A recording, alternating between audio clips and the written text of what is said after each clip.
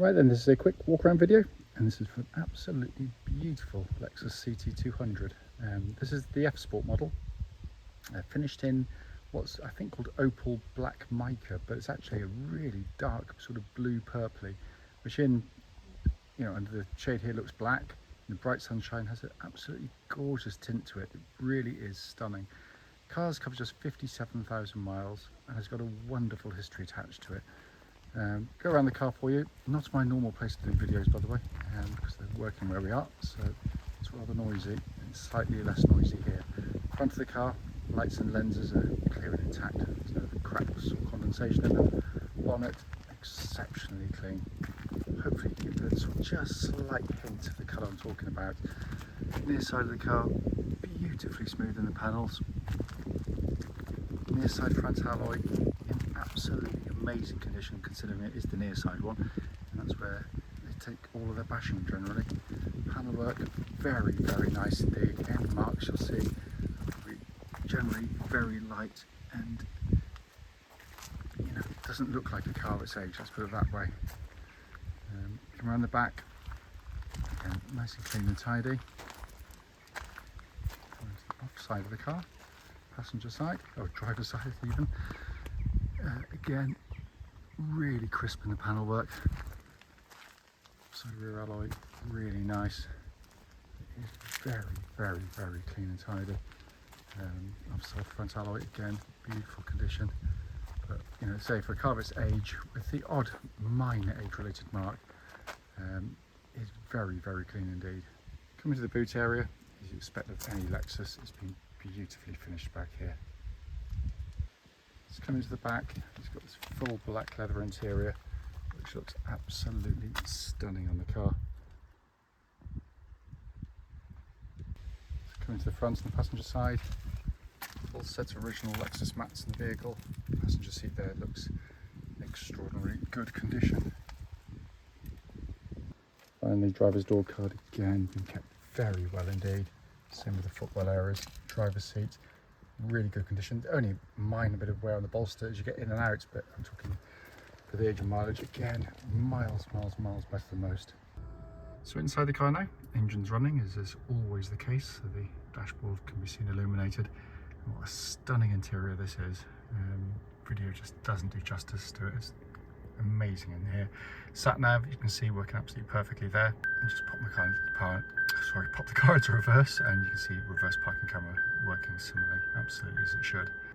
And coming down the centre stack here, it's just such a wonderfully interesting interior, but it's been kept beautifully.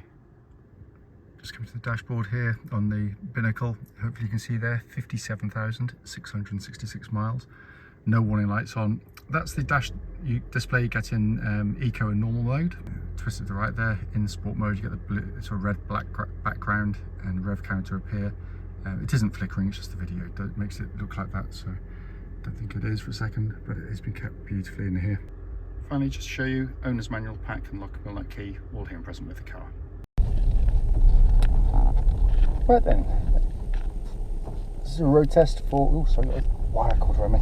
This is a road test for a Lexus CT200 hybrid, and it's the F Sport model. The car's registered FG12GUC, and mileage at the start is 57,666. The reason for all of our videos, and especially this bit, is to ensure that if anyone's online looking at any of our cars, they get to see the very car advertised actually in operation. Like many people who've been to see cars from look absolutely fine and dandy in photographs or description, but only to get there and find out when you drive it there's an obvious fault that shows up. So that's why we do it. Also done on these very quiet country roads in this beautiful part of Gloucestershire. And this actually forms part of the road test route we take our customers on. And is hopefully then representative of what you feel yourself should be looking to test drive the car. So coming to the car, it's been beautifully looked after in every single way, and it's immediately obvious as soon as you drive the car, in all honesty. Before I go any further, I do apologise. Apparently, according to some people, I'm having an issue with the microphone during this section of the video, so if you're hearing every other word, I apologise, and I will try and get to the bottom of what's causing it. I've tried a new microphone lead, snagged with my elbow, clear the scene.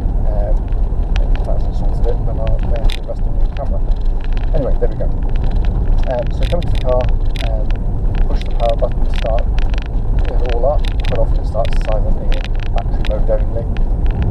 This is what Lexus referred to quite rightly as a self-charging hybrid. What they're really getting at, of course, is the fact that there's no range anxiety with it because you don't run out of battery. All you're going to do is top up with petrol at the fuel station in a normal manner, stand there for 2 minutes, and smugly drive off while everyone else is plugged in. It's a brilliant system. Obviously, you've got the hybrid battery which regenerates when you back off the throttle and hit the brake pedal, and it controls all itself. It just looks after itself. But the interaction between hybrid, engine, gearbox is nothing short of genius. It's all but imperceptible in day-to-day driving. It has all the advantages of a petrol engine in terms of topping up with fuel, no range anxiety, but the other benefits of electric, which makes it so smooth at slow speeds. You don't get kind of the indecisiveness you get with some of its competitors at low speeds when the gearbox can't quite work out what it wants to do. This just glides wonderfully. It's what most people, when they drive them on test drive, pick up on. They can't believe just how easy and slick the car feels to drive. There are no warning lights, by the way, on the dashboard at all related to the engine or any other part of the car. The engine can be used in 3 modes. Basically, you've got Eco, Normal and Sport, which I think are reasonably self-explanatory. It generally starts in normal mode, which is obviously a halfway house between the other two. So if I press that, I go to normal, it's perfectly quick enough. Basically, I drive most of my time in that.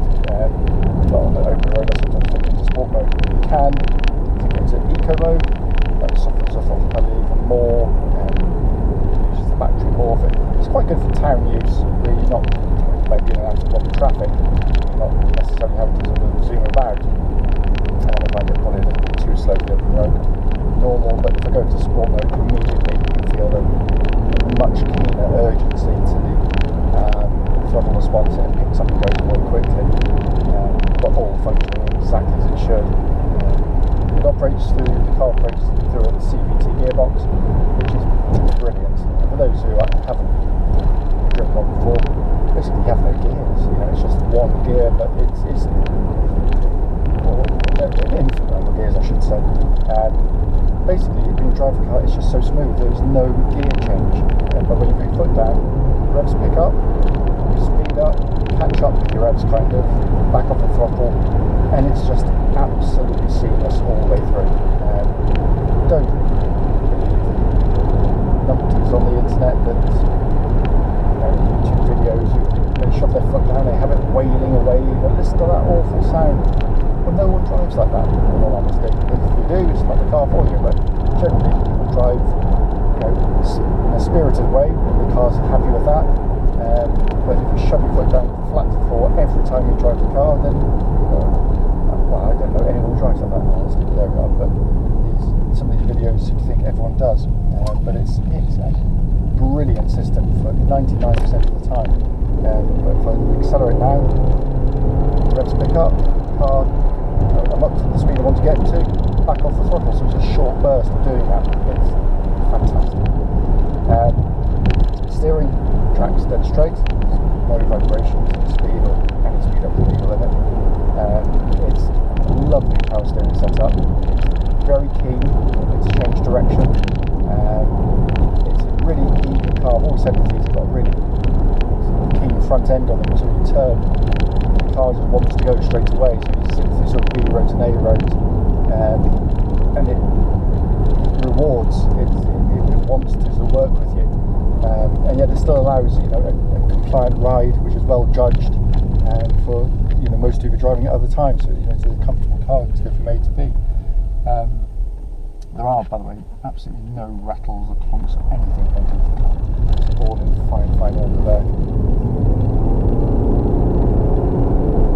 Brakes of the car, just go up to speed in a second. I know they can check them on the way, but for the sake of demonstration, really nice positive brake pedal on the car, no pulsing, no vibrations, nothing at all. And then finally coming inside, which first things first, you're met by squeaks, no rattles, beautiful choice of materials, very high quality materials that Lexus use in here. But that's only half the story, because that's what you expect of a Lexus. What I've always loved about the car, and what I've always struggled to kind of explain why, is just sitting in it. Because the best explanation I can possibly give is quite often a manufacturer will say, it's a cockpit design, you feel like you're in the car, and it's all just sales blurb, marketing tosh. But this one genuinely does. You sit low in it, you've got a brilliant driving position, multiple adjustments can be made, of course. Very comfortable seating position, but it's all this, the whole look, aesthetically, ergonomically, every single way. They say that the materials used, the labelling in particular, makes you feel very special. It's just slightly higher up, which I like. You feel very much in it, but everything that falls to the hand, everything you touch, operates beautifully, slickly, as you'd expect with a Lexus. I like the fact that you can separate the climate control system from the screen by using the panel down here, which pumps out ice cold air, by the way. Sat nav, this model with reverse camera, working perfectly. You've got a little button down here, so if the sun's low, you can tilt it in different directions to minimise glare on air. You can also press it if you don't want it up at any time, so it's out of your way. Put it back again. Got a little mouse pad here to control various functions and menus. Again, works really easily. Even an old dinosaur like me can operate it. But it just feels, it does feel, in a world of copycat cars, something a little bit unique, something very different, but something very high quality. All the detailing of the information in front of me now on the binnacle is really nicely laid out, really pleasing on the eye. I've got this lovely leather-bound steering wheel with the little bolsters there.